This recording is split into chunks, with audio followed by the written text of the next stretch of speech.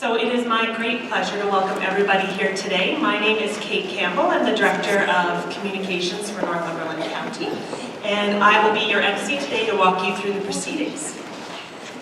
This event was conceived as a celebration, an opportunity to take stock in the ways in which lives are being changed thanks to the programs that are in place and the good work of people like you that are delivering these programs. It was also intended as a learning opportunity for you to share updates with your colleagues and ultimately to build upon successes. Throughout the course of the remarks, the stories, the program details relayed, what we hope will really shine through is the undercurrent of passion and commitment that are shared by the people in this sector, which is so focused on serving others. There is a quote from Buddhism, which says that a generous heart, kind speech, and a life of service and compassion are the things which renew humanity. It is so important to take a moment to reflect on how even the small things that we do to help others have often a profound impact, not just on an individual life, but on the health of the entire community. And that's what we're doing here today. We have a packed agenda, and so we will kick off with remarks from officials that we have here today, including our MPP, Mr. Lou Rinaldi, Northumberland County's Warden, Mr. Marc Coombs, and Northumberland County's Director of Community and Social Services, Mr. Mark Darroch. Following these remarks, the county will be premiering a short video. This video features statements from the county's Department of Social Services staff talking about the programs and the activities that they administer. And I understand that Oscar nominations will follow directly following this presentation. And following these Oscar nominations, we will hear firsthand tales of the good work being done by people in this room and how that's impacting the lives of people every day in Northumberland. And finally, we will close with updates from several of the community agencies here in the room who will share 2015 plans and programs and beyond that will continue to deliver that momentum. So everything should be wrapping up right around 4 o'clock. And with that, I will get things underway by welcoming forward our MPP for Northumberland Quinte West, Mr. Lou Rinaldi.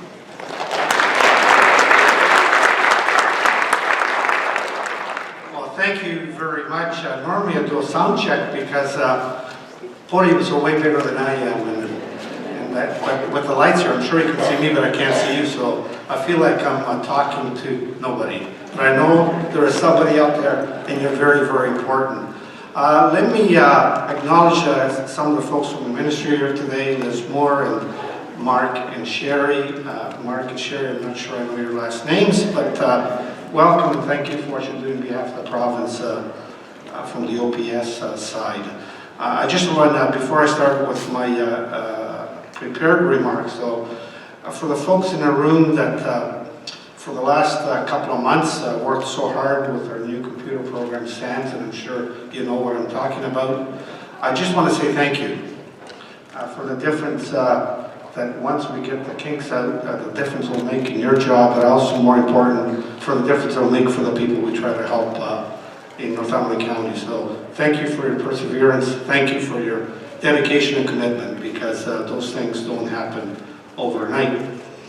So it is wonderful to be here today with all the partners gathered to celebrate successes and collaborative and hard work, and learn about opportunities to further strengthen the system of supports available for the residents in Northumberland County.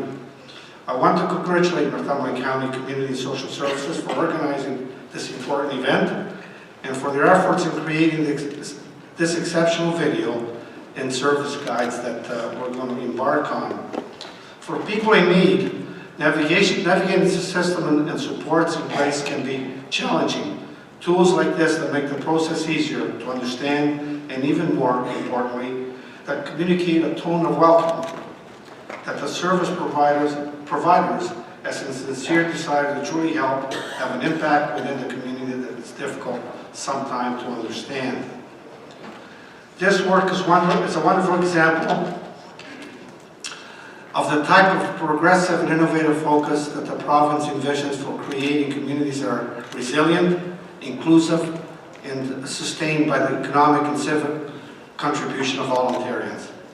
I applaud the hard work and commitment to all of those present today that know together you indeed create opportunities for the residents in Northumberland County.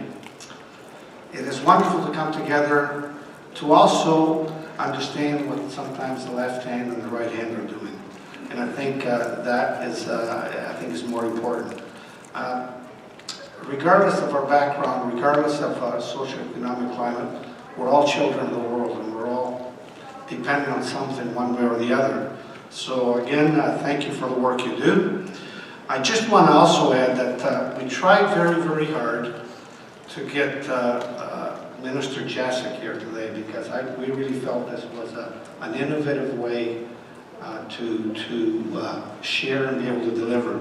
She tried very hard. They could not rearrange her schedule, but Mark, she is committed to come and visit, and I'll make sure that happens. But in the meantime, because this is really important, she sent a little message that I will present to the warden as soon as I'm done here, and I'll just take an opportunity to read it. Northumberland County Community and Social Service together will create opportunities. On behalf of the Ministry of Community and Social Service, I would like to extend greetings to everyone attending this event today. Social programs and services that help meet the needs of a community are crucial. These services are vital to help ensure that people have every opportunity to live safely in their community and succeed in life. The promotional toolkit you are sharing today plays an important role in helping inform people in the community about services and resources available to them and those to come. Please accept my best wishes for a successful launch today. Signed by Dr. Elena Jacek, Minister of Community and Social Services. Your Worship, I present this to you. Thank you very much.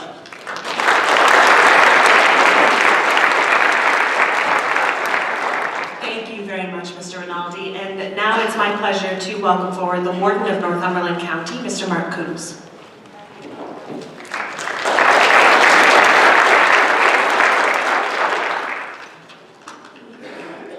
If my mother could only see me now, right on stage at the Capitol Theatre. Anyway, good afternoon. On behalf of Northumberland County Council, it's a pleasure to welcome everyone here today. More than anything, today's event is intended as a celebration of efforts by all present to generate innovative community solutions to local challenges. The County Department of Community and Social Services is focused on a vision of collaboration with community partners to help individuals in Northumberland see the possibilities that lie ahead. This means organizing a team of support to provide people with the resources they need to move forward in their lives. While poverty is hard to measure, Statistics Canada indicates that 14.9% of Canadians are living in a low-income situation. Closer to home, that number translates into over 9,000 households in Northumberland, where 26% of all households are dealing with this reality. Programs and initiatives delivered through our Social Services Department to address this need are a vital part of the county's long-term strategic plan to create possibilities for all residents and ultimately a strong and vibrant set of municipalities. When linked with the collection of services available throughout the community, thanks to the good work of our partners, many of whom are here today, we have a powerful network of support in place for our residents. While there is much work still to be done, this network continues to alter the conditions of poverty for our community members and promote opportunities for all. I commend each of you for your dedication and commitment to this significant undertaking and wish you much success in your plans for 2015 and beyond. Thank you.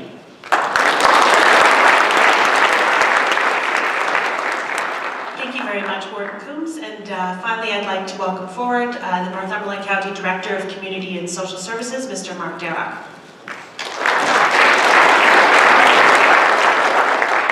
Good afternoon and welcome. I'd also like to acknowledge a group of people that I really am proud to work with, and that's our managers and social services staff. Mr. Harry Jones, Manager of Income Services, Helga Tilk, Manager of Employment Support Services, Leslie Patterson, Manager of Children's Services, Lisa Horn, Manager of Housing Services, Rob O'Neill, Manager of the Food for All, and Alan Armstrong, Manager of Administrative Services. And we have some of our social services staff here, and I want to say thank you guys for everything you've done to prepare for today. It's wonderful to have our Member of Parliament, Lou Rinaldi, here to assist with us. We can tell you that Lou really cares about the people in Northumberland County. The very first week of January, Lou sat down with our management team and we shared information or exchanged information about our social services program, some of the initiatives that we're planning to move forward with on 2015. And Lou has agreed to be with us as we navigate through some of the programs for 2015. And I'm sure some of his colleagues from the province, as we introduce these programs, will be with us throughout the year. I appreciate Warden Coombs and other members of County Council that are here today, especially after they just approved the 2015 budget. We also welcome our County CAO, Elizabeth Savelle, and other members of County staff. Finally, it's a pleasure to welcome our many community partners to this celebration and collaboration. We have individuals here today from many sectors: education, health, employment, housing, the faith community, each representing tremendous agencies with excellent programs and dedicated staff. We envision this event as an opportunity to celebrate together, to learn about programs, initiatives that are making a difference, and to hear success stories of people who have accessed the services that we provide.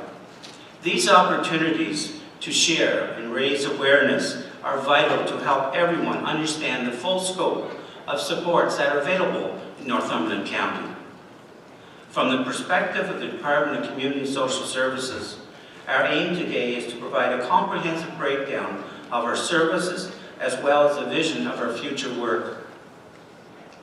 You will also hear about plans and priorities of our several partner agencies. And we hope that more information sharing also will take place, that has taken place in the meet and greet portion of today's event.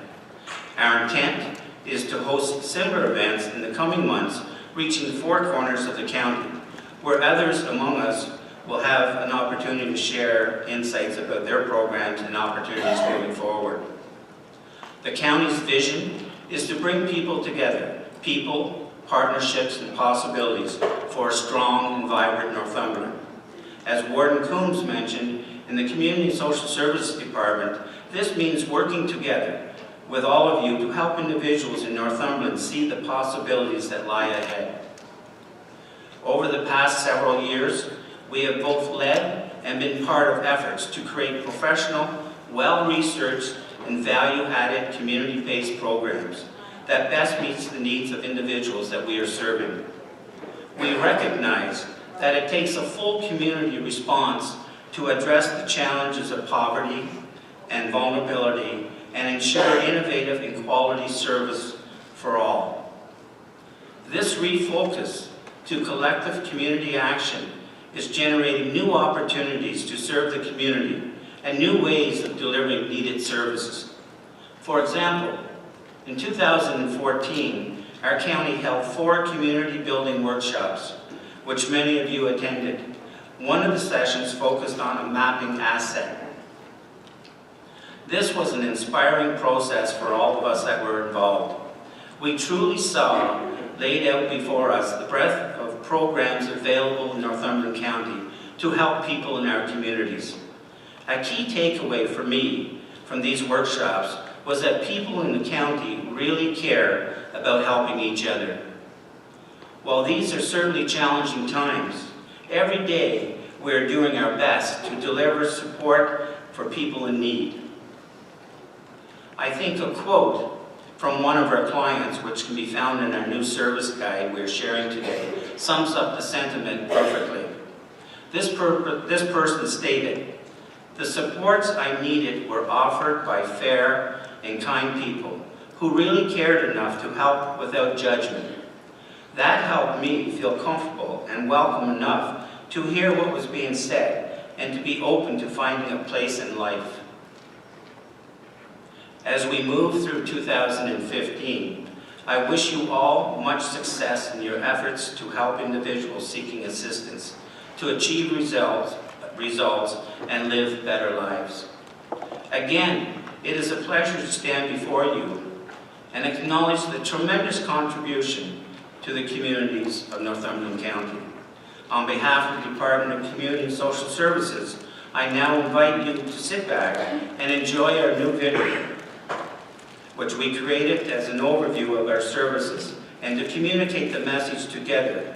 All of us really are creating an opportunity. Thank you very much.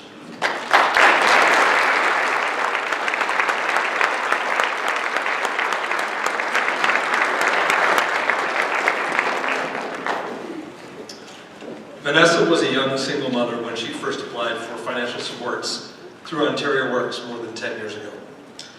Vanessa's work experience had mostly been factory work. When her job ended, she turned to social services for help with her rent and her monthly expenses. Struggling with housing issues, the need to get childcare, and an absent parent who was not paying support, Vanessa faced several other challenges that were going to make it difficult to find work that would support her and her family. As well, Vanessa had serious health issues and was struggling to recover from an addiction, as well as a mental health concern. Lastly, Vanessa was a few credits short of her grade 12 and knew that she was going to have a hard time competing for jobs without her high school diploma. In short, Vanessa had her work cut out for her. Getting the work she needed proved difficult, and at first Vanessa struggled with minimum wage jobs while attempting to balance her own health concerns as well as the needs of her family. Vanessa connected with subsidized housing and managed to find stable and affordable housing. Working with local agencies, she also started to access regular supports and treatment for her substance use as well as her mental health concerns. Through a slow but determined process of advocating for herself and her family, Vanessa was removing the barriers that stood in their way. After attending a training program offered through social services, Vanessa formed a new plan to complete her high school as well as complete career training. Working with an employment caseworker at social services as well as a child care worker, Vanessa was able to complete her high school and in very short order complete career training that helped her find work. Today, Vanessa remains employed and enjoys a professional career that supports herself and her family. While the process is rarely a simple path, and while there are often setbacks, Vanessa's example shows that if the right opportunities are offered and the right supports are provided, there's almost nothing that a determined and committed person cannot overcome. Vanessa recently offered these words when follow-up contact was made with her. The supports that I needed were offered by fair and kind people who really cared enough to help without judgment. And I don't think that there's much else to say beyond my gratitude and support for the non-judgmental approach that I received from these caseworkers. I didn't always get that response, but meeting you two especially, I was finally able to open some doors.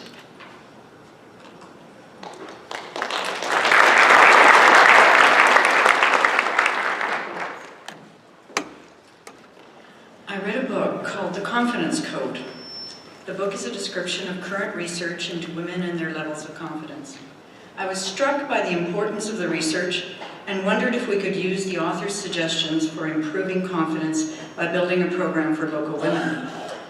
I approached Helga at the county and provided her with a draft of my program ideas, and her department identified 10 women to participate in the 9 days of training. I based the training on the suggestions in the book, and we included yoga, meditation, cognitive behavioral therapy, communication strategies, self-awareness, appreciating and enhancing image, women in confidence, sharing their stories of success within the community, building an action plan, and taking risks, and a term I really like, it's called fail fast, which is apparently what men do and women don't. They take risks and they don't mind if they fail. I wanted the women to experience more interaction with other community groups that would also enhance their confidence, so I approached the YMCA and the Coburg Library. In the next intake into this program, there will be 3 days at the Y to build on the positives of regular exercise in the various ways that the Y can provide that. And also at the library, we're going to explore fashion through videos, books, and magazines, and fashion careers with the guidance from a fashion expert, the use of money in budgeting, and the exploration of women in leadership using videos, books, and experts in leadership skills. We asked all the women who attended, and by the way, 9 of them attended consistently every single day of training, to make some comments and evaluate the program. And I just want to share with you some of their comments because I thought they were significant. Some of them said, "It makes me feel hopeful, gives me a concrete sense of direction on how to set my goals. My dreams are now possible. How good it feels to help others on their path when I'm closer to success.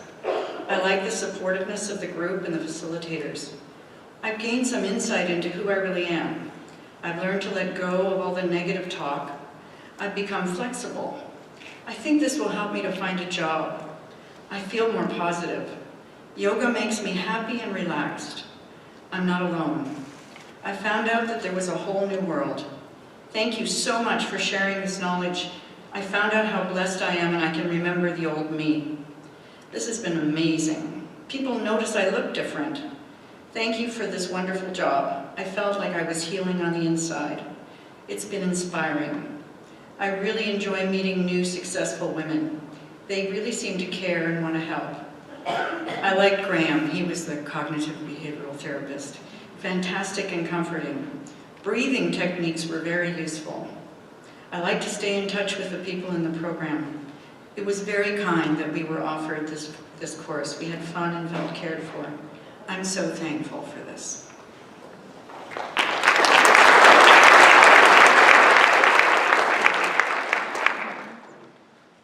A couple of years prior to contacting the department through the community outreach program, Bill was injured in a car accident.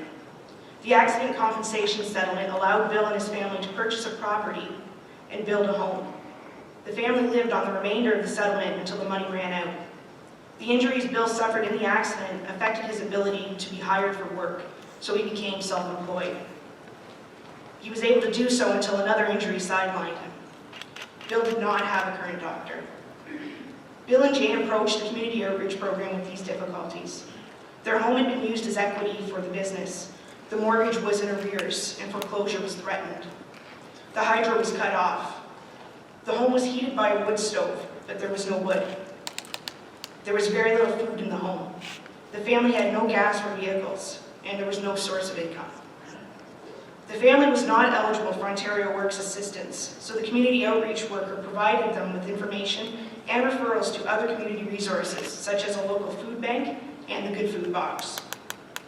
Jane was interested in furthering her education, so the community outreach worker referred her to the Career Opportunities Program to investigate her options.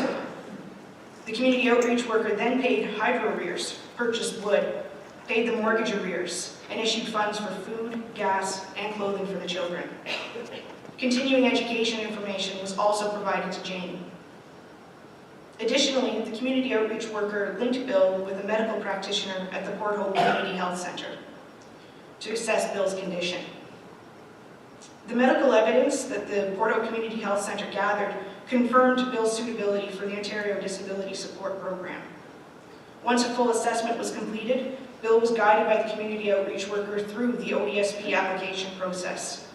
He was found eligible for ODSP benefits, which stabilized the family. As a result of the referral and educational information provided to Jane, she completed a college diploma with honors and is now employed full-time in her field. Jane recently contacted the office and provided an update on her progress and shared this feedback with us. I think often about your work ethics and how kind and unjudgmental you are. You treat people with dignity and respect and are the kind of worker that I strive to be every day.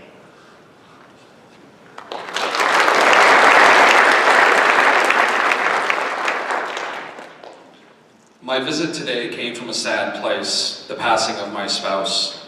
The caseworker handled it, first expressing his condolences, which I thought was so kind, and he respected my emotions and my grief. He was very patient and went through the process slowly and methodically, explaining each step as he felt needed.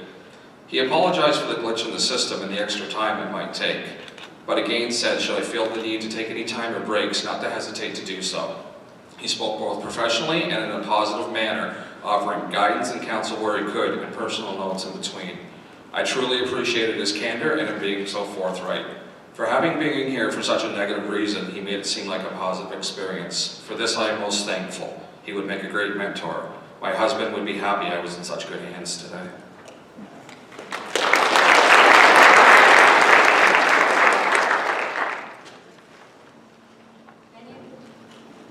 Many of the women who access shelter at Cornerstone Family Violence Prevention Center are starting completely over. One young mom who recently came to the shelter with her toddler was eager to establish herself as quickly as possible. As it happened, a unit had just become available in our dedicated domestic violence housing area, which is an affordable housing initiative project through the county. However, she didn't have the necessary identification needed to secure the maximum income for her family. She was able to utilize the support of the Enhanced Homelessness Prevention Program counselor, which is a recently funded program through the county, to assist her to apply for the documents that she needed in an expedited manner, and to collaborate with other community partners to obtain the other verifying documentation, which resulted in her having the funds to be able to secure the apartment. She got past that first hurdle, but now needed to completely furnish her apartment. She was able to get several items from the Community Free Furniture Program and supplemented this by donations of more furniture and household items obtained through the Enhanced Homelessness Prevention Program. Once moved into her apartment with her daughter, she received ongoing assistance to access the local food bank, obtain additional donations for her apartment, and to return to school to further her education. Throughout the process of obtaining and moving into her apartment unit, childcare was available, which allowed this young mom to focus entirely on whichever current task she had in front of her. In less than a month, which is quite an unusual period of time, this family went from being homeless and fleeing abuse to establishing their own residence. The demand for affordable housing is incredibly high, and this was an exceptionally fast result. However, by having access to an enhanced homelessness counselor, this family got the support they needed to work through the obstacles in their path.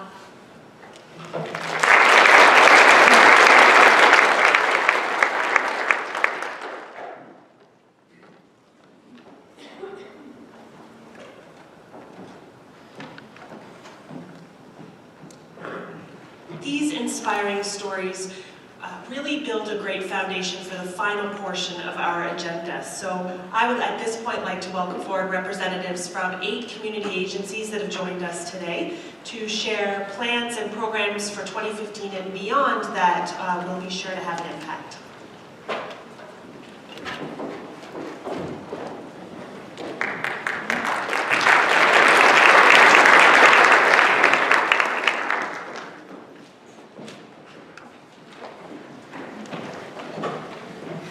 I should have finished. A first presenter today will be Madeline Corelli and Ms. Taryn Lewis from the Community Training and Development Center. Good afternoon, ladies and gentlemen. I am pleased that you could join us this afternoon for today's show, It's Our Community, where we are speaking with members from local organizations to learn more about who they are, what they do now, and their direction for the future. Today we are joined by Madeline Corelli, the CEO of the Community Training and Development Center for Innovation and Improvement, more commonly known as CTDC. The CTDC serves the community by providing innovative, solution-focused training and development for community and individual growth by collaborating with local partners. Please join me in welcoming Madeline. Thank you, Madeline, for joining us today on It's Our Community. There are so many places to start, but can I begin by mentioning that I have heard the name CTDC without necessarily understanding all the good things your organization does in the community. Can you tell us more about the name and what it stands for? Certainly. The CTDC stands for Community Training and Development Center, and the additional part of its name is for innovation and improvement, and I think we'll come back to that because that's a really important term. We were set up in 1997 as a not-for-profit that's affiliated with the Kawartha Pine Ridge District School Board. And there are some real benefits for some of our students.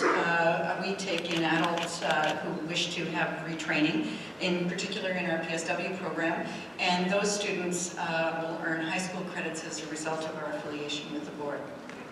So going back to the innovation and improvement then, could you explain for us, please, what that means in terms of some of the activities that CTDC undertakes? I really believe that to be innovative and to make improvement, it all starts with collaboration. So I really try my best to seek out community support wherever I can get it. And as you perhaps heard previously, we do a lot of partnerships with a lot of other agencies. Specifically, we've partnered with the County of Northumberland and Habitat for Humanity and the City of Peterborough and, wait, I must put my glasses on. My memory is short. Alderville First Nation. We also have collaborated with local businesses and with universities as well. So we try very hard not only to collaborate, but when we do so, to create new opportunities. And one of the projects that you've been working on for the last couple of years has been funded by the Status of Women. I had heard that the project had some very interesting outcomes. Could you share with us a little more about those outcomes? Actually, the Status Project was as a result of a collaboration again, and this time with our Community Employment Resource Partnership. And that group put together a proposal to support women in economic security, specifically for rural women. And we interviewed 200 women throughout the county and asked them what they needed to feel secure. And the results were they wanted help with job search strategies, they wanted help with understanding money, so financial literacy, and they wanted some understanding of where they fit into the local economy. And they wanted this information to be delivered in a story format and to be accessible and to be easily understood in easy language. I watched, I guess you also had some videos specific to the youth. I understand that CTDC is very passionate about helping youth as well. And you had some of the videos designed specifically for youth. We did. As a result of the forums with the women, we designed the products that I mentioned before, job search videos, financial literacy videos, and then we decided that we had a little bit of money left over, and since we have a youth unemployment issue, not just here, but all over Canada and the world, it seems, we decided we would make some videos that were particularly relevant to youth. And so we got some youth together. We had 2 young students for the summer, and they actually wrote and acted in the videos. And they were all based on humor. I think young people react really well to humor, so we had them be, I thought, funny. Terrific. Your description demonstrates considerable creativity behind some interesting projects and collaborations. It appears that employment and financial strategies are CTDC's expertise, as you were involved in managing a financial literacy mentorship program as well. How many people were you able to help in the financial mentoring project? And I understand that you have an interesting story about one of the proteges from that project. That particular project went really well, and we exceeded our expectations. We had, in terms of mentors, we had 30 mentors in Northumberland, 25 mentors in Northumberland, and 30 mentors in Peterborough, and we actually reached over 700 proteges. So we reached out and mentored 700 people. That was done either individually or in groups. Some people didn't want to be individually mentored. They felt more comfortable talking about money when they were in a group. So I was pretty pleased that we were able to reach that many people. One of our Canada Summer Jobs employees over the summer was part of that financial literacy program, and he took what he learned and went back to school and was amazed that he had money left over at the end of the month. So there's a good example of somebody learning just by doing his job. This is all very interesting. Who knew such a small organization could do so much? CTDC seems to be the little engine that could in Northumberland. Can you give us any insight on some of the things in CTDC's future? Well, because we have a core base, obviously, to our organization, but I'm always looking for new ideas, as I said at the the beginning. I'm always looking to collaborate and come up with new ventures. And we're in the process now of 2 new ventures. But our core structure really is what we do all the time, and that includes full-time training, as I mentioned, with our personal support worker training, our driver's education program, which is offered to all of the students in our high schools, and our international program. CTDC is actually the first step for an international student wishing to come and go to school at Kawartha Pine Ridge. Thank you so much, Madeline, for taking time to speak with us today. Good luck with your future programs and projects. And thank you, ladies and gentlemen, for joining us in It's Our Community. Have a great day.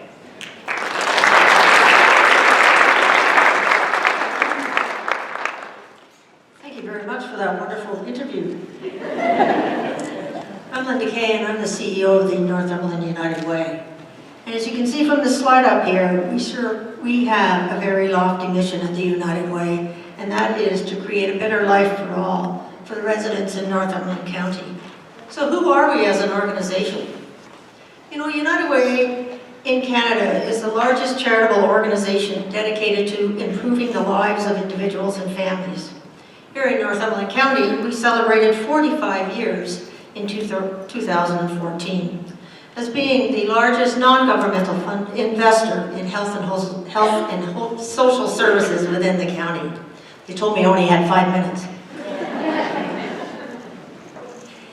Our goal this past year was to raise $1 million, and next month we are going to be pleased to be able to make an announcement on what we've been able to achieve. Each United Way in Canada is autonomous, and our board determines the allocation of funds in our local communities. Today we have 3 focus areas for funding: all that kids can be, strong communities, and from poverty to possibilities. I have a short video that we utilized this past fall throughout our campaign, and it speaks to how little it takes to change life.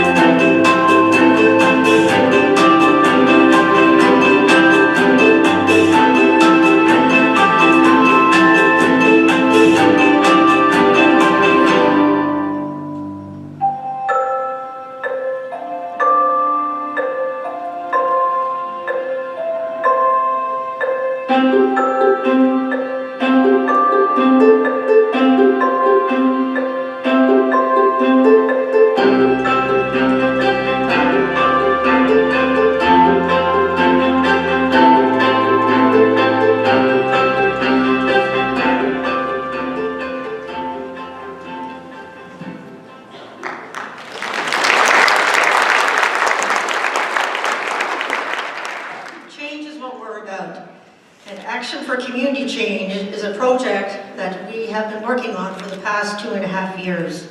We strive to be connected and knowledgeable about our communities. And we have been lucky through the funding through the Ontario Trillium Foundation to have been able to be on a journey for these past 2 years. We have traveled the depth and breadth of the county, holding over 35 community conversations to listen and learn from our local residents and stakeholders. We have heard many things, including that they love their communities. They want to stay in the communities, but they also desire to access services in their communities. We are in the final phase of this project, And currently, we are working with over 30 stakeholders to develop strategies and priorities for the investment of the dollars that we raise locally to have impact and to bring lasting solutions. Status of women. Improving the economic prosperity of immigrant women here in Northumberland County has been the focus of a 2-year project funded through the Status of Women Canada. This partnership with Northumberland County Economic Development and Tourism and United Way has produced a needs assessment which was released last fall. This assessment had 10 recommendations in it. These have been reviewed and further recommendations are forthcoming after committees have worked together. And these recommendations will aid in strengthening local programs and services to support and attract newcomers to our county. Our community funding. This is our funding base that we allocate every year. And right now, we are funding 10 local agencies and providing most of them with sustainable funding at this point in time. The fund also provides grants and supports for partnerships and programs that we provide in the community. So when we look at our programs and partnerships, we have a number of them, but I'd like to note a couple that we have brought on board in 2014, and that is with community care and funding transportation and Habitat for Humanity through our Renew It General Home Repair Program. This is the first program of its kind in Canada between the United Way and Habitat for Humanity. And it is a micro-loan program that is providing funds to help with home repairs. So in your package today that you received from the county, there is a booklet called Today's United Way. Please take a moment to read through that booklet that we have provided. Check out our website and give us a call. The United Way is here to help in your community. Thank you very much.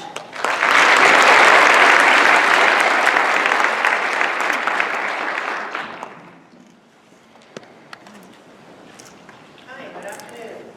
I'm going to move this up.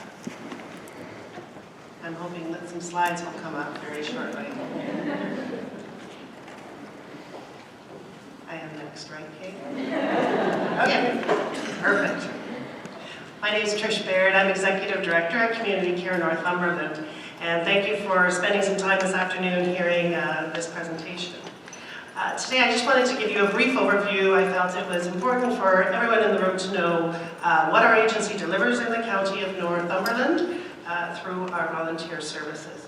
So the purpose of many of the programs we deliver at Community Care is to deliver non-medical community home support services.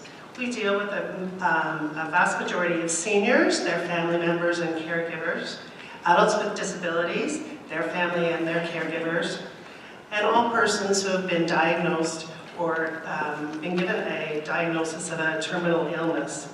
And for those 3 groups that I've identified, that they can remain healthy and independent in their own homes.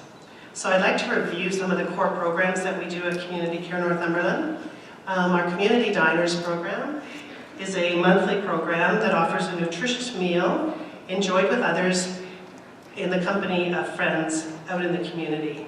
It's served in 12 communities that are listed up here on a monthly basis. Our Friendly Visiting program. Friendly Visitor is matched with a client of ours to visit on a regular basis. And they usually visit in their homes, or we do have some group friendly visiting activities that take place around the communities. Home at Last. Our Home at Last program is an initiative with our 2 county hospitals, Northumberland Hills and Campbellford Memorial Hospital. This is for patients who are discharged from hospital and provides a one-time settlement home to help them get home, settled in their home for their first 24 hours. And they may be able to get some enhanced services once they're home to help them transition to become healthy once again. Our Home Help and Home Maintenance program. This is assistance with light housekeeping, shopping, meal preparation, or outdoor jobs such as snow shoveling, grass cutting. It's delivered by brokered workers throughout the community of Northumberland. Our Hospice Palliative Care program. This is support provided to people of all ages who have a life-threatening illness or need end-of-life care. We support both the client and their families and caregivers with our community volunteers throughout Northumberland. Meals on Wheels program. provides a hot and frozen meals delivered to the door of clients by volunteers at noontime. And if you're lucky, the warden might show up too to deliver your meal with a smile. Supports for caregivers. This is assisting people in the community who are in a caregiving role and looking at their individual needs and how can we help them, either with our own programs or referring them to other agencies in the community. Telephone security checks. This is a short telephone call at a prearranged time to provide reassurance and a friendly hello. Transportation's been mentioned. Linda, thank you for mentioning that. Our new partnership with the United Way. We have, transportation is fairly large within Community Care Northumberland, and we have our specialized transportation, which provides accessible and affordable transportation options in both the rural and urban areas of the county, delivered by trained CCN van drivers. And we're quite involved with the county in helping to deliver transportation services. Our volunteer driver program also provides much needed transportation services, medical appointments, shopping, social activities. Our volunteers will take you both locally or long distance, and the volunteers use their own vehicles for this service. Wellness programs. We do a variety of programs throughout our offices in community care, promoting overall health and wellness. And some of the examples of those programs are listed on the slide. And just to like to touch on how we're able to offer many of these programs. Our volunteers. Volunteers for us are the backbone of our community. Hopefully some of you were able to pick up some volunteer field kits at our trade booth today, but we'd like to think that our volunteers are frontline. They actually do the work of our agency. We have over 850 regional volunteers, and they have provided a conservative close to 90,000 hours of service a year.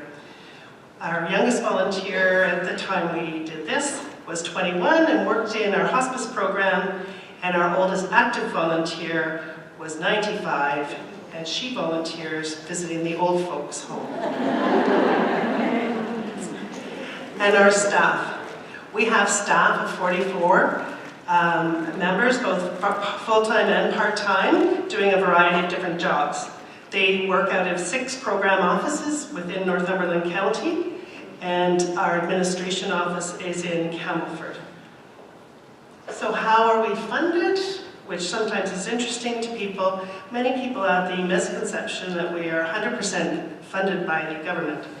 But we do have a budget of about $2 million, and we are about 50% funded by the Central East Local Health Integration Network, which is a Ministry of Health funded body. We do have a number of program fees for our programs, so 26% of our funding comes from program fees, and the other 24% comes through fundraising and grants, such as mentioned earlier, some of the grants, United Way, the county, the Trillium Foundation, a lot of our municipalities support us through the transportation program. So thank you, and please visit our trade show booth or visit one of our offices. Please drop in just to see what we can do in your community.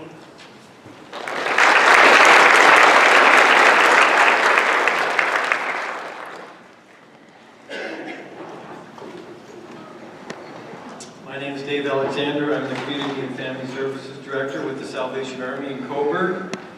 First of all, I'd just like to thank Lou Rinaldi, Mark Derrick, Jill Brockenier. I seen that he was here today. They were 3 of about 40 celebrities that staffed our kettles this year, along with about 300 or so volunteers that also worked through the Christmas season for a month. And because of your volunteer help with that campaign, we were able to surpass our target this year. So the paper will note $99,905.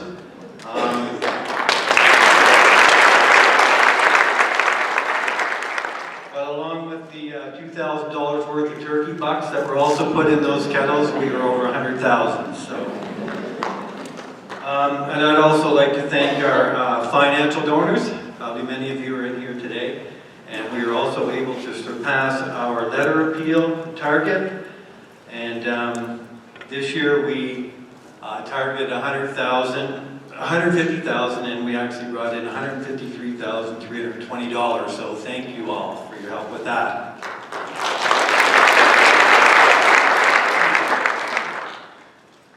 Most of you are familiar with the work of the Salvation Army and what it does in the community, providing food, clothing, emergency shelter throughout the year, lunch programs, summer camps for mums and tots and children, basically 7 to 17 years old, our coats for kids in the fall, our Christmas hamper campaign. But what's new and exciting that you might not know about? We've expanded our role in providing emergency disaster services. Not only are we hooked up with the county to provide those types of services in evacuations, but now we're on board with the Coburg Fire Department.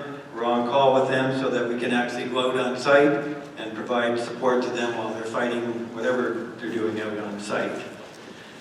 Our furniture and appliance program that picks up gently used items and delivers them to those in need.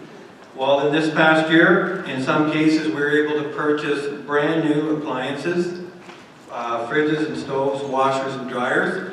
We were also able to purchase brand new single mattresses and box springs and to deliver them wherever necessary.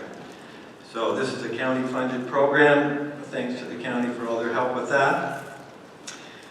We've also expanded the Canadian Tire Jump Start program. We helped 250 kids get into sports and the YMCA in 2014. And I'd just like to say about the Jump Start program, we are one chapter in, I don't know how many chapters are actually in our region. Our region covers the GTA East, and but our actual Jumpstart program is a template for the Jumpstart chapters in our region. We have two very special volunteers who run this program for us. I don't mind mentioning their names, Doug McCann and Joan McCann. And they've done a lot of hard work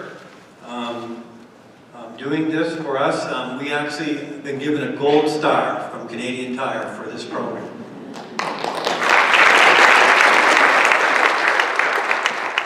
And on another note with the Jumpstart program, we've made a great connection with the YMCA as well. And this year now, we are actually going to be able to provide an unlimited number of kids connecting with their program at a very reasonable cost through the Jumpstart funds. And on top of that, the YMCA has offered the parents of these children, after an assessment is done and they qualify, that they will be given a free membership for 3 months to join their kids. So that's wonderful. We introduced a health bank program several years ago, and it continues to grow and assist people with emergency medical and dental needs not covered by any other program. We will be completing 4 years in April this year and launching into a 5th year, offering a recovery program on Tuesday nights at our church. The only requirement for participation in this program is the honesty to identify a hurt, habit, or hang-up, and the desire to recover from it. So I'm inviting you all to come next Tuesday night to this program. And when you come, please come sober. There are 3 things I'd like to mention about the Good Food Box program. It's also county funded.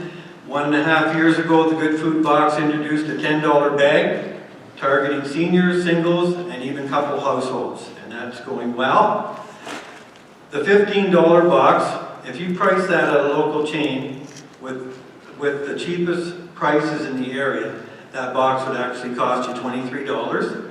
The Good Food Box is the most beneficial way of eating healthy and getting the best bang for your buck. So if that interests you, buy one, and it's for everybody. One more thing about the Good Food Box is this year we are improving on the program. We introduced last year in a pilot project that allows subsidized families receive 2 $5 coupons to shop, and these are free 2 $5 coupons to shop at the farmer's market nearest them. So this program serves the whole county. So, some good things there. And lastly, and exciting for Dan Seymour, our Port Hope worker, but sad for us, he's retiring at the end of April. Dan has been with us since August 4th, 2006. He's into his 69th year, so I don't blame him for retiring with you. We wish him all the best. And on another note, with regards to Port Hope Salvation Army community work, we're searching for another location for our office. We looked at a location today, but our plan is to increase our presence in Port Hope, and this is, in our opinion, long overdue. So thank you, Northumberland County, for letting me share today. You'll also find in your bag today one of our flyers, so check out our website and find out more about what we're doing and what I've shared with you today. Thank you.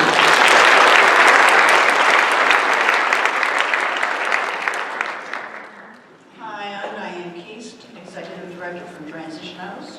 I want to first thank Social Service for the opportunity to come to this exciting event and speak about Transition House. Transition House is an emergency shelter. Back in the early part of 1999, we did a needs assessment, and through the needs assessment, we did identify the need for a safe and supportive environment for people without adequate shelter. At that point, we decided that the most vulnerable sector in Northumberland County was women, single women and women with children. We decided that we would assess, take care of the need for them. We purchased, I shouldn't say we purchased, we rented a home at 300 George Street. Our doors opened December 1999. At that point, we were staffed by a handful of volunteers.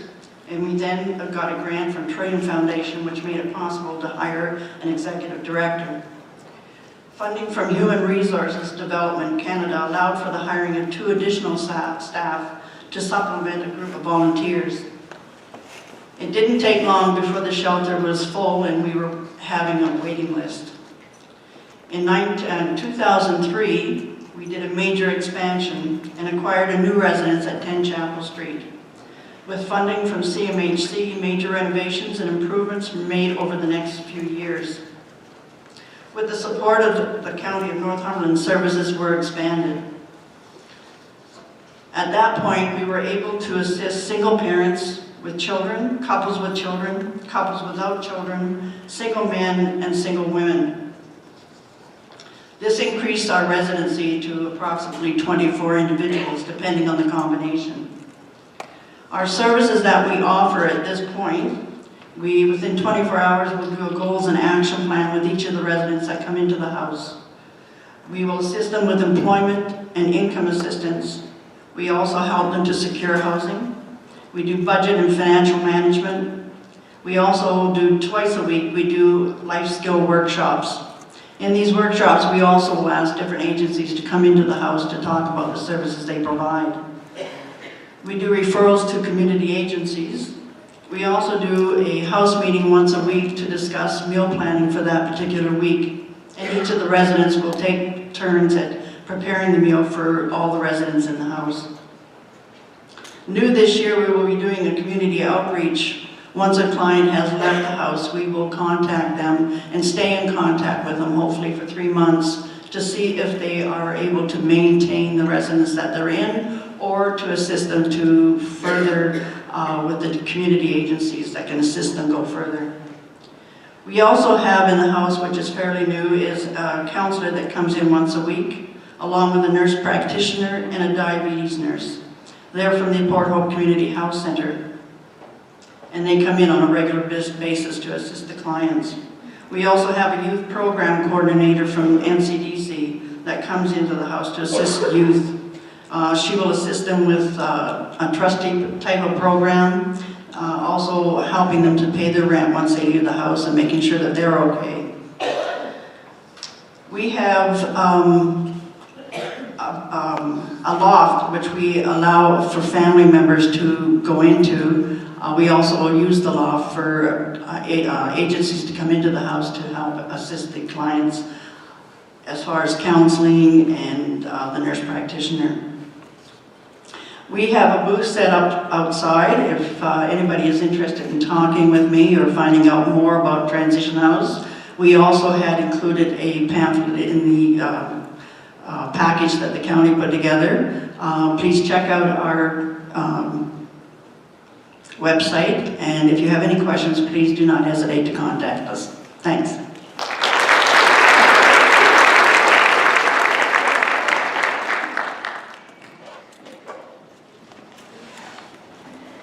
Hi, I'm Linda Jansen, the Executive Director of Cornerstone Family Violence Prevention Center. And I think Bonnie's going to get that up. There we go. Could you go to the next slide, Bonnie, please? Thank you.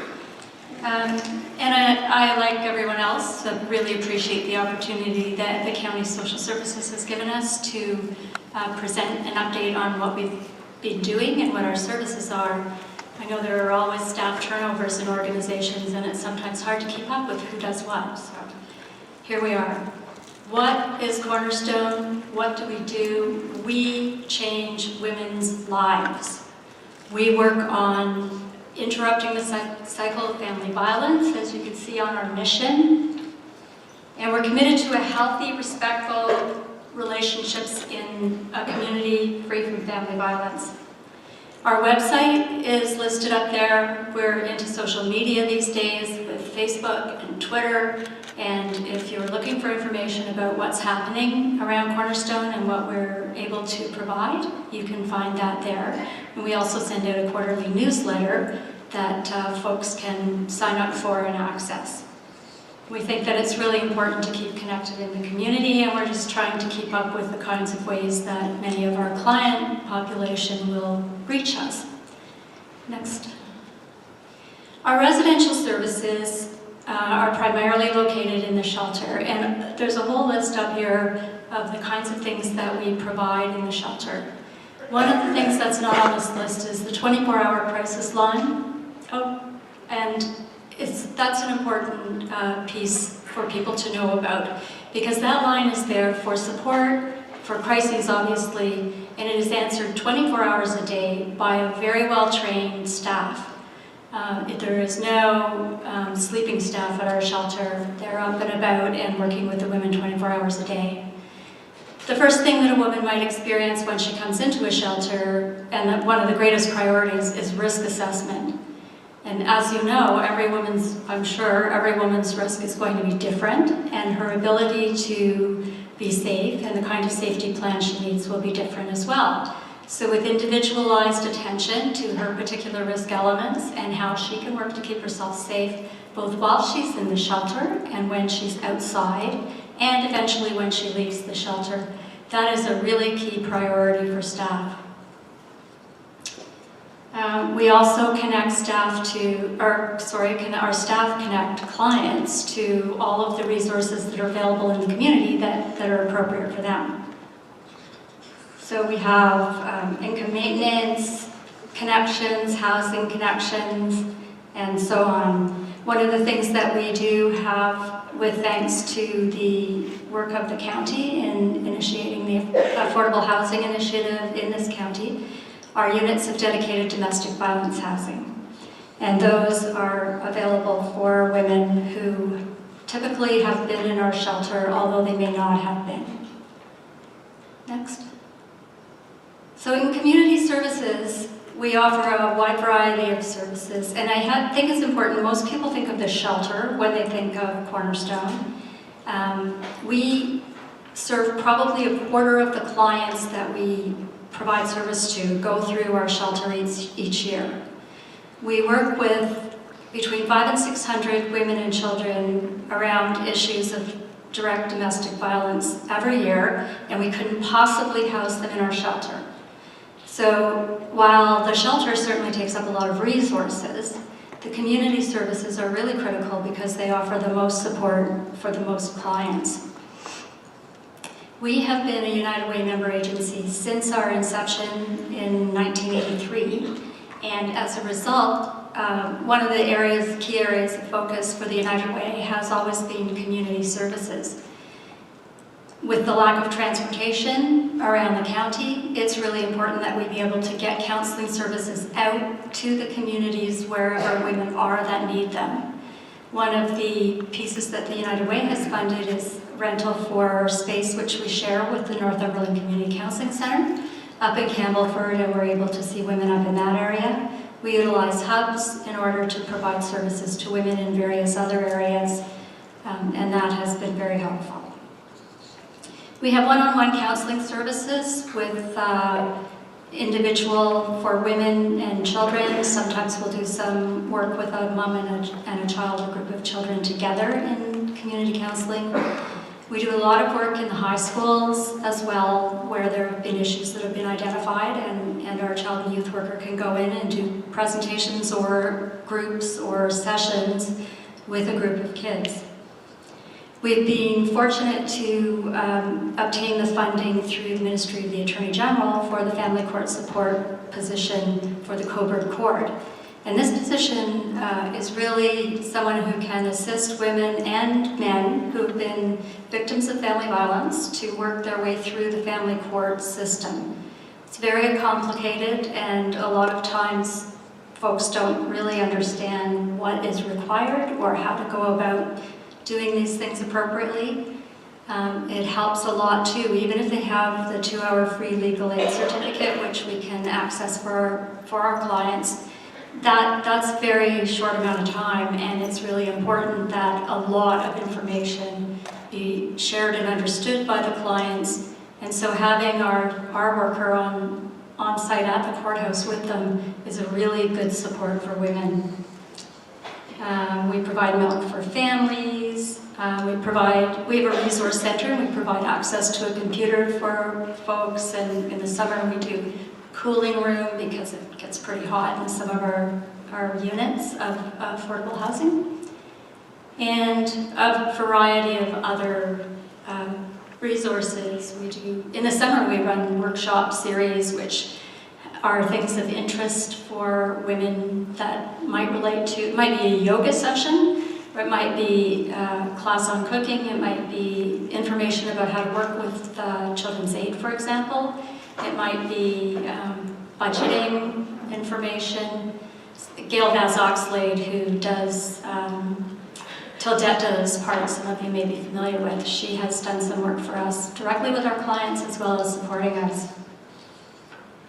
The Youth Violence Prevention Program is presently funded now through a partnership with the United Way. And we brought this on board about 2.5 years, or maybe it's 3 now ago, working with an agency in Dufferin and Caledon counties who'd been offering this program for a number of years. So we purchased the programs. We brought it into the grades 5, 6, 7, and 8 levels in all of the schools in the county that we were able, initially through the public board, that we were able to service. And as a result, it became quite popular, and we are now providing that in the elementary schools in the separate board as well. The programs are individualized for each grade level, and they consist of 8-week groups of a full classroom period. So our educator goes into the classroom, the teacher stays there, the program is gone through for the number of weeks. There's some pre-testing and post-testing, so outcome evaluation is really important for this program, and adaptation of the program happens each summer, utilizing the outcome measures, feedback, and also updating it so it's something that catches kids' interest and it has all the latest music and whatnot all. We've had some really strong positive outcomes from this program. I mentioned the Enhanced Homelessness Prevention Program, which was funded on a grant last year from the county, and I just heard that we're going to be funded again for another year for this program. And it's really great because the worker, the counselor, who in our great sense of humor at Cornerstone we call our enhancinator, meets with all of the women and helps them identify potential housing. Now, when you're in a shelter, You know you have to leave. You know that the housing market is very limited and affordable housing is not easy to come by. Even if you're on a priority social housing list, you may have to wait for a while depending on where you want to be and how many children you have and what the stock is available at the time. So women, we found, were often jumping at opportunities for housing that really weren't appropriate for them. Perhaps were way too expensive for their budget, maybe not in a safe area, maybe not adequate to the family size, and in their haste and desperation almost to find something that they could move into, we're accessing these kinds of units. We're sharing units with other people, which sometimes you can see the train wreck coming when they're planning these things, but you know, people have to figure these things out for themselves. So this program really helps kind of calm the process down. Our worker can work with a woman to identify what exactly her needs are, kind of look through the environment, go with her to the unit, and really have a good look at the unit and help her learn how do you evaluate a place to live, what do you look for, what questions do you ask, is this, you know, and help her assess whether it's adequate to her family needs, safe in the area, and so forth. And while all of that's happening, as was a bit of it was described in our success story, childcare is provided back at the shelter for the children so that she doesn't have to have the kids with her. As any of you who have children know, who've looked for housing while you're taking your kids with you, that can be a tricky thing. This has been quite a substantial improvement in programming for the clients, and we really appreciate that opportunity. Just a quick mention of some other service collaborations. We really like to collaborate in the community, and we do a lot of that kind of work. We feel that family violence is a social issue and a community issue, and that the solution requires everybody's involvement and input. As a result, we are always actively seeking collaborations. One of the most impactful ones we had, which was funded through the county, was work with Forecast not very long ago, probably 3 years or so ago, which funded both a component of training and capacity building for our staff by Forecast Addiction Services. And our staff were very substantially trained in basic addiction understanding, but also in terms of how that plays out in a shelter situation or in a domestic violence situation, and how to work more effectively with women. Because we see so many women coming into our services with mental health and or addiction issues, it really became important to have a better ability to support and help the clients to be successful. The days where a shelter would say, we're zero tolerance, and if you show up the door and we have any inkling that you've had a drink or anything, you're not coming in, that can no longer happen. The risk level for these women is too high, particularly if they are struggling with issues of addiction or mental health. So having that collaboration was a really excellent support for the clients and built substantial capacity in our staff. Another collaboration that we have on a continuing basis is with the Port Hope Community Health Center. They equipped a room in our shelter as an examination room and keep it supplied. And they provide a nurse practitioner twice a month to come down and see the women. As you know, there have been problems in the past with folks not being able to access family doctors, and often it can be a lengthy time period. And on occasion, it's really difficult for a woman to get out to a doctor's office. So this collaboration has provided a great service within the shelter and really helped move forward some of the needs of our client base. So those are a couple of the things that we're really excited about. For more information, please visit our website or talk to any of our staff. Our staff are fantastic, and there are a number of them here today, and we have a booth inside. Thank you.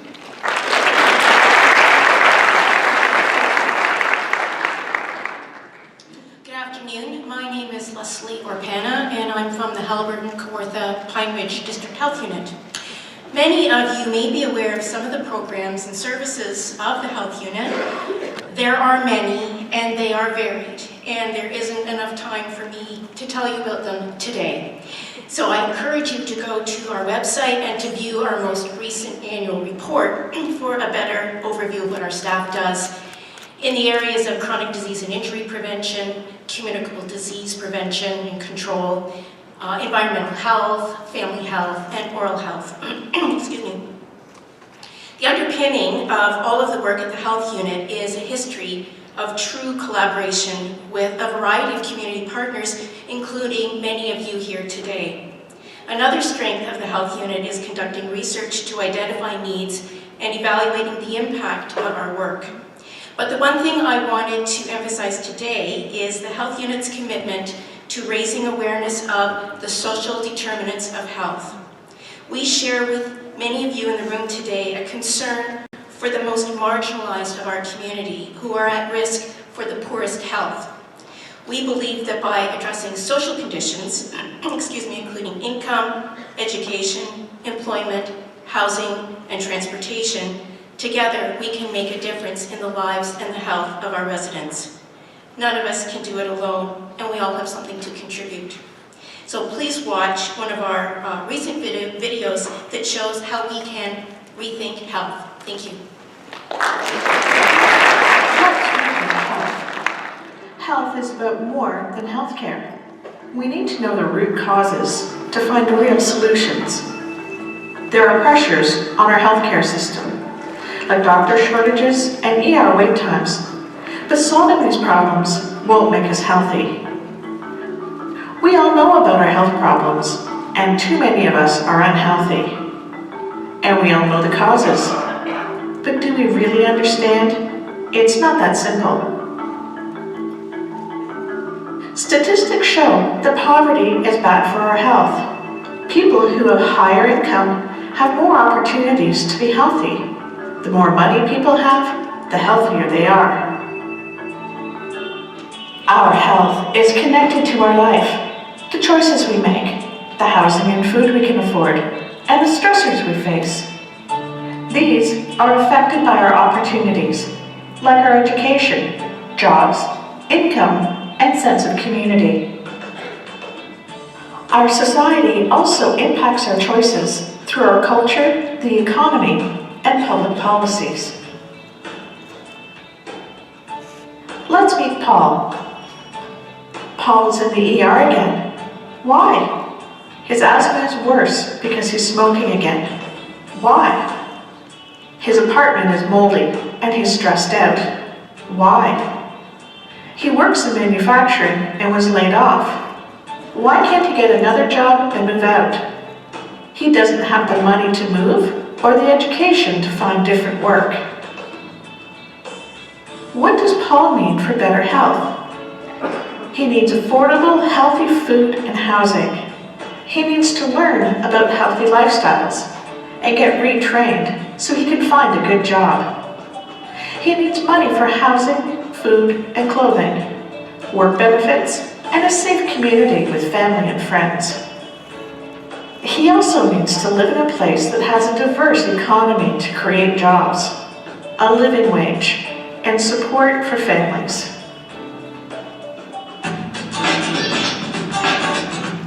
Now we're talking about a lot more than hospitals, smoking, physical activity, and nutrition.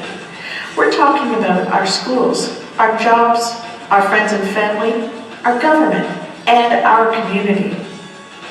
It's clear that healthcare alone cannot fix our health problems, but we can rethink health, get to the root causes, and come up with real solutions to complex problems. Because we live, work, play, and succeed together.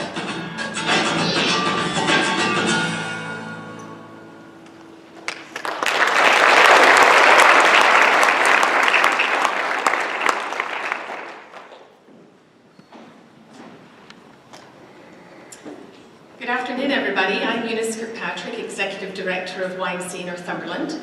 And before I get started, I do want to thank Northumberland County for engaging us, especially in the workshops last year and in this event today. It was pretty exciting for myself and the staff, especially the popcorn and all that goes with that, so thank you for that. What I want to talk about today is just some key pieces, if we can just move to the next slide with YMCA Northumberland. First thing is relevance, and before I get started, I am going to, you want to maybe pay particular attention to some details because there's going to be a trivia question, Q&A at the end, and it'll be first hand up, and a couple of the staff are going to help with that. So pay attention to some of the details because we've got some wide-bling if we have time. The relevance of YMCA Northumberland. We've been around in this community since 1870. Okay, 1870. It's 145 years. The first meeting was held in Coburg, and 40 members actually enrolled in the YMCA at that time. So the relevance of our community, and what I love about the Y and the passion of the Y is the fact that we always just can keep up with emerging needs of community. What the Y did back 145 years ago and what it does now is completely different. And some similarities as well. So the relevance is key. The backbone for YMCA Northumberland, the success would not be there if it wasn't for our partnerships of community members, our staff and volunteers. Currently we have about 300 volunteers on roll, and our staff at the peak in the summer rises to about 210 with all our summer programming. Moving along from the relevance, we move into fundraising. As a charity, our YMCA raises funds every year. Every year we launch a capital campaign, a fundraising campaign. And this year we're going into $175,000. And what does that money do? The money goes towards access and accessibility throughout the county with all our programs, and we are throughout Northumberland County. And it's to ensure that people who don't have the financial means can gain access to our programs and services. So I do also want to mention, as part of that partnering, United Way also supports that as well for us. We all want to ensure as partners that nobody is turned away because of their financial sort of inadequacy, so it's open to all. Our fundraising campaign is called Strong Kids. Might be something you want to remember towards the end. And generally what we try to do is equalize the money that we raise and the money that we give out. So that's our contribution to the community. It's done through some crazy events that our crazy staff put on every year. We have individual donors. We have the kick-off events at both our Brighton facility and Coburg. And this year we met our goal. This year was 145,000, and we are moving up to the 175 for next year. So moving along, we've talked about relevance and opportunity. The next thing that comes of that is, we talked about relevance and fundraising, and what comes of that is the opportunity. And there's so much that our YMCA does, and it's a pretty complex organisation, but I just want to run through some of the programs and services that we offer throughout the county. So this is really our mantra, our mandate. We want to make sure we serve more people in more communities. However we get there, we just want to make sure that we meet that goal. And next slide. So currently we run 2 membership centres. We have a full centre in Coburg, and we also have a satellite in Brighton. Up here it says 4 outdoor aquatic facilities, but in total we run 6. We do have a purchase of service agreement with the town of Coburg, and we operate the outdoor pool there. We also operate and manage the beach and staff that in the summer, which is pretty challenging sometimes when you see the number of people that come out to the waterfront. Trent Hills, we've had probably a 10-year relationship with the municipality of Trent Hills, and we run their outdoor facility. More recently was Alderville. We took that on last year. And in Crammy, in the town of Colburn, it's a really unique program we have, and we've partnered with a doctor, and he's given us his backyard pool, and we run swimming lessons there for kids because there's nothing really available to them. 3 summer day camps we run, Coburg, Colburn and Brighton. The most recent one, the successful one, is again in Colburn. And I think YMCA Toronto is looking at the stats, because I think there's 110 kids in Colborne and we have probably 98 kids that come out to that camp. So the penetration rate is pretty good and really successful. One other thing we're really proud of, and maybe it's not as well known as it should be, is we do run 10 licensed childcare centres throughout Northumberland County. Half of our business, we're a $5.5 million operation, and half of our business is childcare. And that includes licensed childcare and the Ontario Early Years Centres that we run. The Ontario Early Years, we have 6 sites, and we have kind of sort of where we've leached into beyond the boundaries of Northumberland, because we do want to run one in Trenton now as well. And we also have the mobile outreach for parents and children who can't actually get to a centre. These are just some of the other programs. I'm not going to get into too many details there, but one that we're really proud of too is the team. And what that is, it's the Teen Educating and Mothering program. It's run out of the CIS school. And it's a 4-way partnership.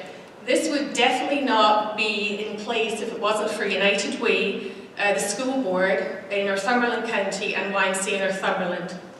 What that does is any of our teenagers who are pregnant or have a baby, it's giving them an opportunity to come back to school and obtain their high school diploma. So the parents are in one room learning what they need to learn, and next door the babies are right there. So we're very, very proud of that program, and it's been in existence for quite some time, and we're hoping that will continue. Just in brief, just for some programs that we're working on right now, we just recently launched some new fitness programs, and we can do some demos afterwards because we do have the leaders in the group here, but it's called Ariba and Bar. And what we've done, we've given everybody a pass in their package, so there's no excuse. It's a 1-week pass, so you can at least try all the programs. And if not, please re-gift. We're okay with re-gift in this. Please come out and try those ones. A couple of other really neat initiatives we're working on right now are the PATH project, which is it's the Advancing Transition in Healthcare, and it's patient-centred focused. This has been a 3-year project that Northumberland we're really proud that our community got. It is coming to an end in March, but we're hoping to work out some sustainability model to keep it going, because it is revolutionary in the change of healthcare. A couple of more recent ones is a relationship we have just recently developed with Rouge Valley Healthcare and Northumberland Hills Hospital, and it's to provide cardiac rehab because it doesn't exist in this community in its own entity. And also, just within the last couple of weeks, we've been working with McMaster University, and what they're trying to do is work on a project. It's a research project that we're engaged with the health unit at McMaster, and it's to research type 2 diabetes and what the outcomes of that will be. So there's just a smattering of what we're doing. I know we're on a time limit, if I could go on and on and on, because I love the why and everything it means in this community, but I just do want to get around to asking some of the questions to see how good you were listening. Okay, so my banners are there.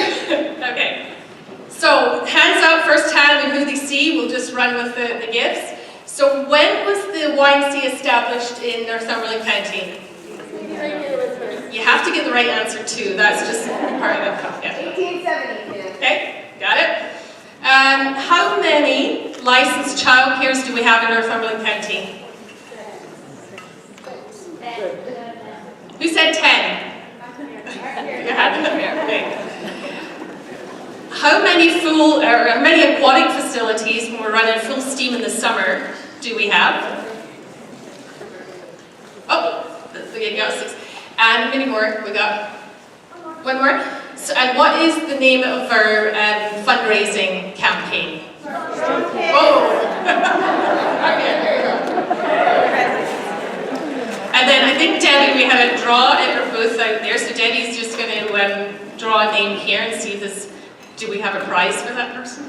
Yeah. Okay. That's good. Okay. Oh, right. I don't have my glasses on.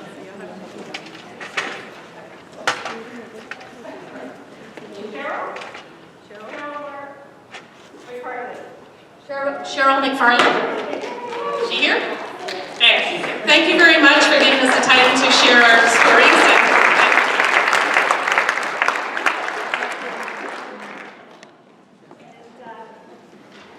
And with that, we will bring today's event to a close. So on behalf of Northumberland County Community and Social Services, I want to thank the officials, the staff, the community agency representatives that took the stage to present today. And thank you to all of you for joining us in this celebration. I know I speak for everybody at the county when I say that we congratulate you on your impressive work, and we look forward to collaborating with you throughout the coming year in the service of our communities. Thanks very much.